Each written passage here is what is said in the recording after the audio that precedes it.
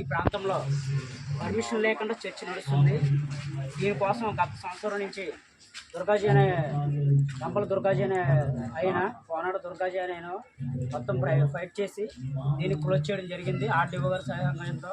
మళ్ళీ లాస్ట్ ఆదివారం ఎవరు సహకారం తీసుకోకుండా సైలెంట్గా చర్చ్ ఓపెన్ చేయడం జరిగింది.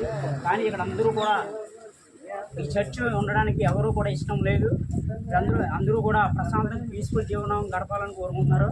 దయచేసి ఈ చర్చిని క్లోజ్ చేయవలసిందిగా కోరుకుంటున్నాం. ఇక్కడ అందరూ కూడా హిందువులే.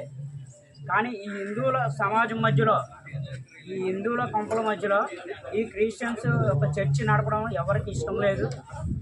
దయచేసి వాళ్ళెవరో ఆ చర్చి ఫాస్ట్ ఎవరో కూడా ఇప్పుడు వరకు మాకు తెలియట్లే. ఎవరో కూడా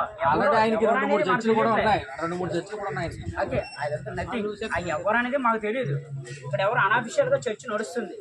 మాకు ఇక్కడ చర్చి నడవడానికి ఇష్టం లేదు. మా ప్రాంతంలో ఎవరు కూడా ఇక్కడ 2000 కుటుంబాలు ఇంచుమించు 3500 వరకు జనాలు నివసిస్తున్నారు. ఇక్కడ ఈ చర్చి నడవడానికి ఎవరికి ఇష్టం లేదు. దయచేసి ఇక్కడ ఆ చర్చి 100% చర్చి మూయించవలసిందిగా కోరి ప్రార్థిస్తున్నాం.